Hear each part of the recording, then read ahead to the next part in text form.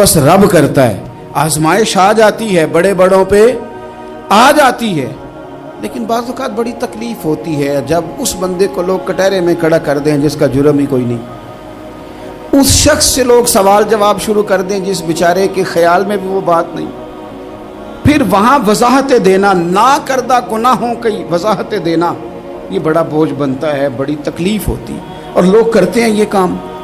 फिर अल्लाह ताला जब बंदोबस्त फरमाए, सही बुखारी में हज़रत जुरैज का ज़िक्र फरमाया, जुरैज नफल पढ़ रहे थे, माँ ने आवाज़ दी, वो आ नहीं सके, नमाज में थे, माँ नाराज़ हो गई, उसने हाथ उठा के कहा अल्लाह ये उतनी देर तक मरे ना जब तक किसी बुरी औरत का मुंह ना देख ले।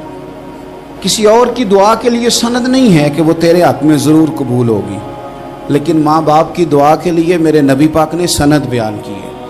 सैयद आलम सल्लल्लाहु अलैहि वसल्लम फरमाते हैं जब भी माँ बाप औलाद के लिए हाथ उठाते हैं रब ज़रूर कबूलियत का शर्फ अता करता है। तो जहाँ सनद मौजूद है ना, कुछ इफ्तिताह अब्बा जी से भी करा लेने चाहिए, कुछ काम शुरू करने से पहले सिर्फ अम्मा से ही दुआ करा लेनी चाहिए। ये वाला इफ्तिताह भी बड़े काम का है क्योंकि यहाँ सनद बयान कर दिया मेरे नबी करीम।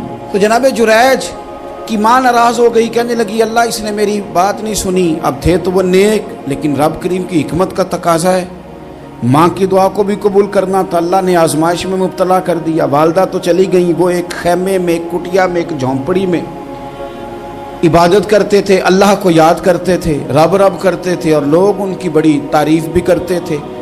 लोग उनके इरादतमंद भी थे, अकीदतमंद भी थे, अहले मोहब्बत भी थे। एक औरत आ गई, बस वो अल्लाह की हिकमत पूरी होनी थी, उसने आके पहले तो उन्हें अपनी तरफ माइल करना चाहा, जब ना माइल हुए तो इल्ज़ाम लगा दिया। ये हमारे दौर का तकाजा है, लोग पहले आपको अपने हक़ में कायल करते हैं, अपनी फर्मा बरदारी में लाना चाहते हैं, अगर आप नहीं आते तो फिर वो आपको मुजरम करार दे देते हैं, या मेरे साथ चल वरना फिर मैं तेरे खिलाफ प्रोपेगेंडा करूंगा। दो ही बातें, पहले उसने कायल किया, जब जनाब जुनैद कायल ना हुए तो उसने करीब एक चरवाहा था, उस चरवाहे के साथ जाके मुंह काला किया। मुकर्रा वक्त पे बच्चा पैदा हो गया, लोगों ने कहा किसका है, कहने लगी इस खानकाह में, इस हुजरे में इबादत करने वाले का है। अगर किसी दीनदार पर ज़रा सा भी इल्ज़ाम लग जाए तो आप यकीन करें कि बड़े बड़े खौफनाक लोग भी नेक हो जाते हैं। जिनका अपना सारा माजी काला स्याह हो वो भी उजालों के राहबर बन जाते हैं। जिनकी अपनी ज़ुबानें सारी ज़िंदगी आलूदा रही हों वो भी बड़े बड़े आला सच बोलने लगते हैं। आला कच्चे मेरे मकान की दीवार क्या गिरी, लोगों ने तो मेरे सहन में रस्ते ही बना लिए। बड़े लोग आ जाते हैं, फिर बड़ा कुछ करते हैं और बड़े बड़े खौफनाक जुमले कसते हैं, बस को नुक्ता जो हाथ आ गया, ऐसा जैसे गिरने का इंतज़ार कर रहे थे। अब जनाब लोग उठे, एहतजाज शुरू हो गया, शोर पड़ गया, ये बाबा बड़ा नेक बनता था, नफल पढ़ता था, इबादतें करता था, देखो इसका हाल क्या है कि इसने नाजायज बच्चा पैदा किया। बगैर तहकीक के मैं कह चुका हूं कि उलझे उलझे बिखरे बिखरे रोज व शब देखेगा कौन, लोग तेरा जुर्म देखेंगे सबब देखेगा कौन। लोग तेरा जुर्म देखेंगे सबब, कोई गौर नहीं करता कि वजह क्या थी। ओ भाई कुछ तो मजबूरियां रही होंगी, यूं ही कोई बेवफा नहीं होता। इल्ज़ाम लगा दिया, शोर हुआ, एहतजाज हुआ, दुनिया इकट्ठी हुई, उनका उन्होंने उजरा गिरा दिया, मारा भी, पीटा भी, एक नेक आदमी को बदनाम भी किया, बुरा भला भी कहा, गालियां भी दी, जो कर सकते थे किया।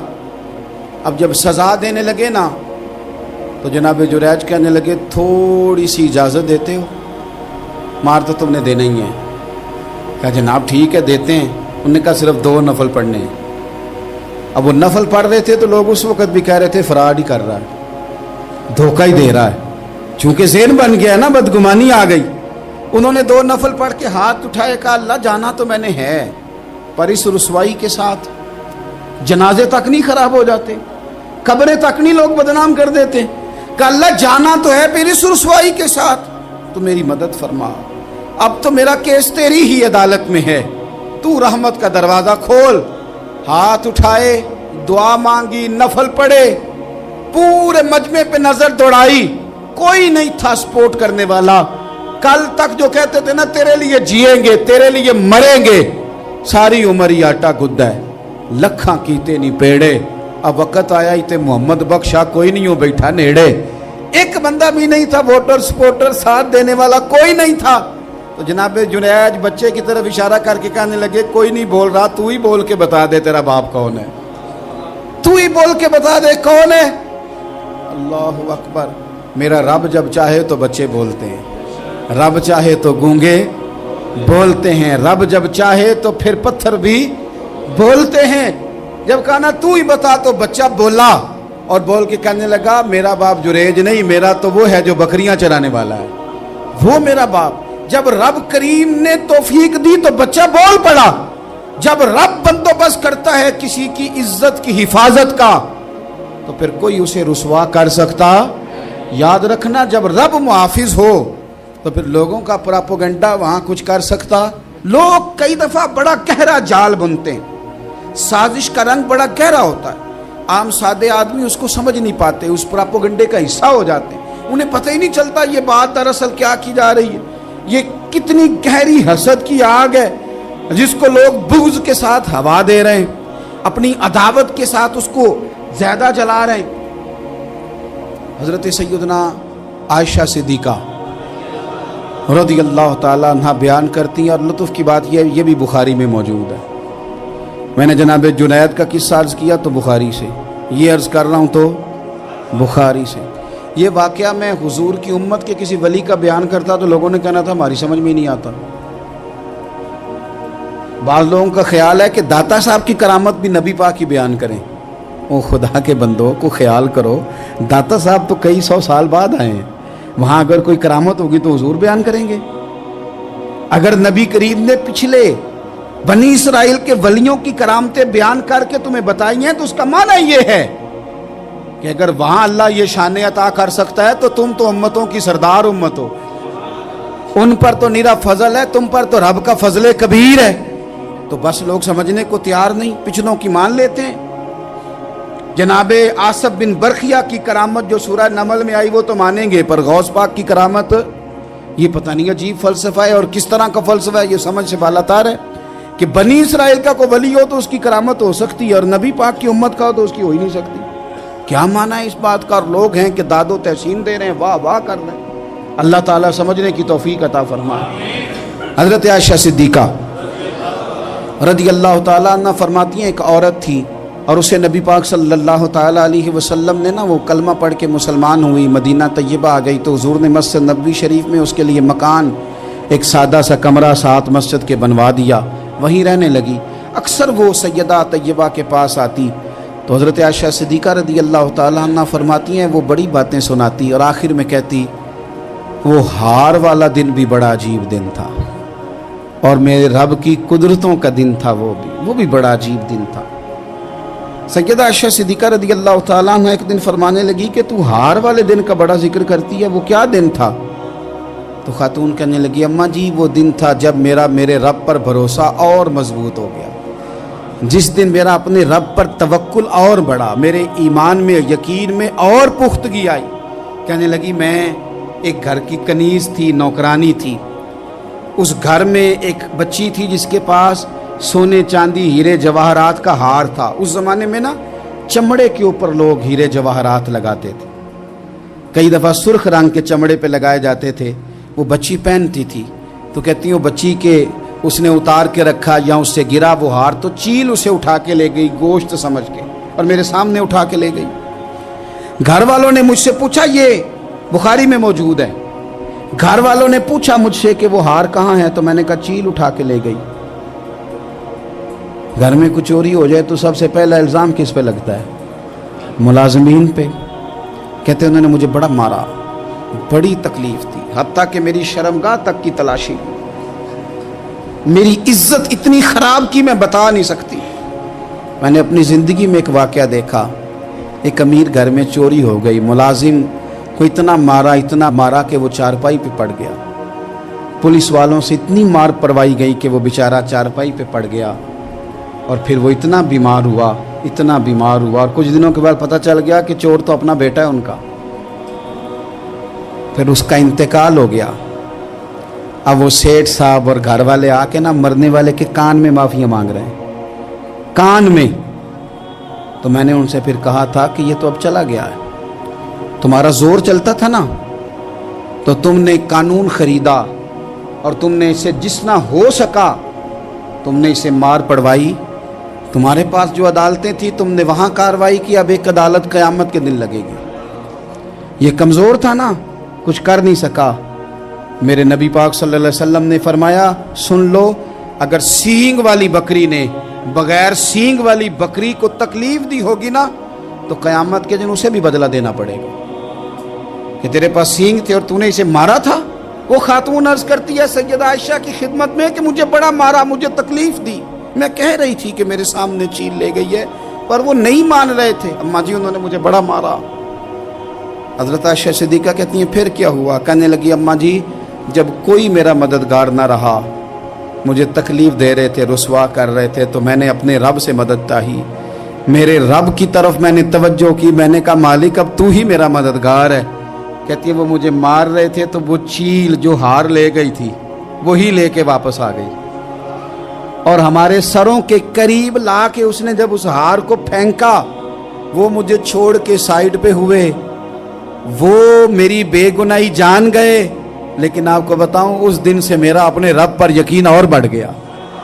مجھے سمجھ آ گئی کہ جب انسان پورا ٹوٹ جاتا ہے اور جب کوئی چاروں جانب اس کا مددگار نہیں ہوتا تو رب تو ہوتا ہے نا، اللہ تو اس کا مددگار ہوتا ہے نا، وہ تو پھر اپنے اس بندے کی مدد کرتا ہے نا، پھر وہ تو توانائی دیتا ہے نا، وہ تنہا نہیں چھوڑتا، وہ تو آنسوؤں والوں کے آنسوؤں پہ بڑا کرم فرماتا ہے، وہ تو قسم پرسی میں آ جاتا ہے، اس کی رحمت بڑھ کے استقبال کر لیتی۔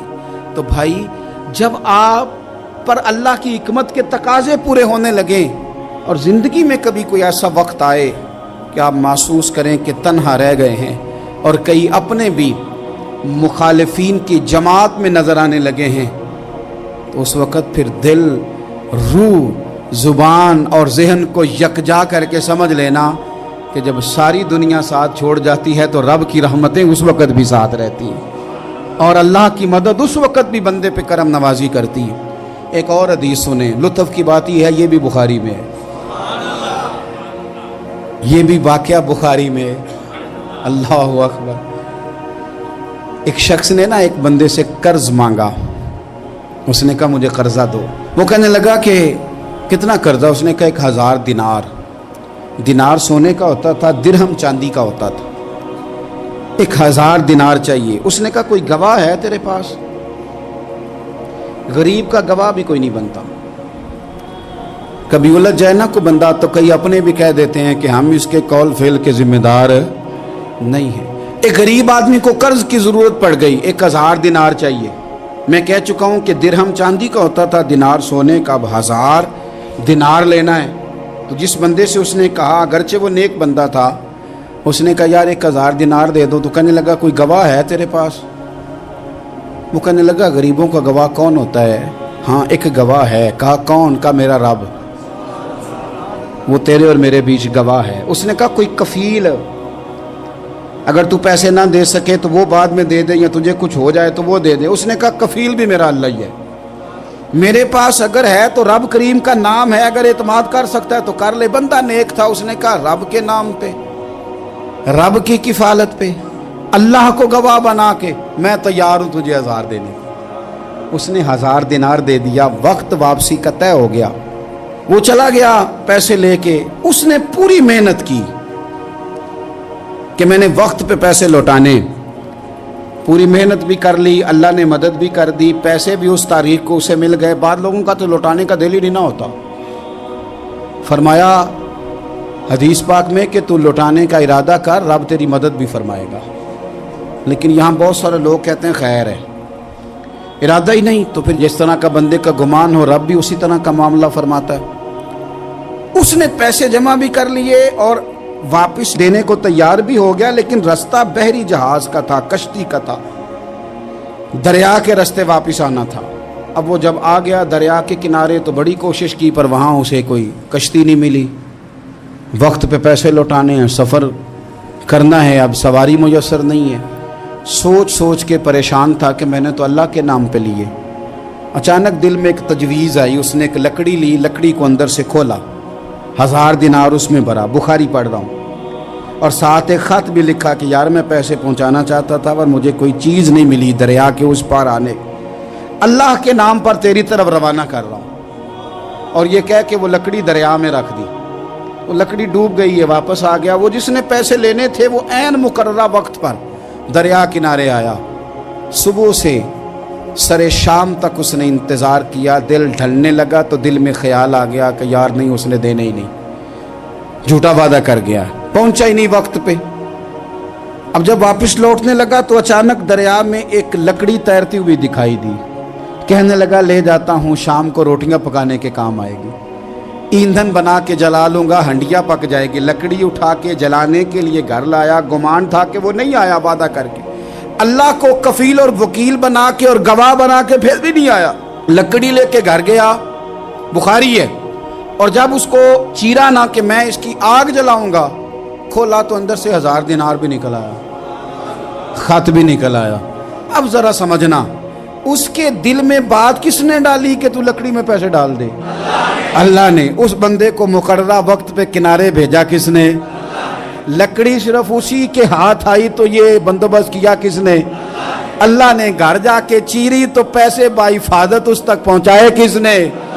تو پھر ہمیں بھی توجہ اللہ کی جانب ہی کرنی چاہیے، ہمارے پہ دل کی توجہ رب کی طرف ہی ہونی چاہیے نا، ہمیں ادھر ادھر جانے کی، دیکھنے کی، بندوں پر غور کرنے کی ضرورت کیا ہے؟ وہ پیسے پہنچ گئے، یہ وہاں اپنی جگہ پہ پریشان تھا، اس نے 1000 دینار اور جمع کیا۔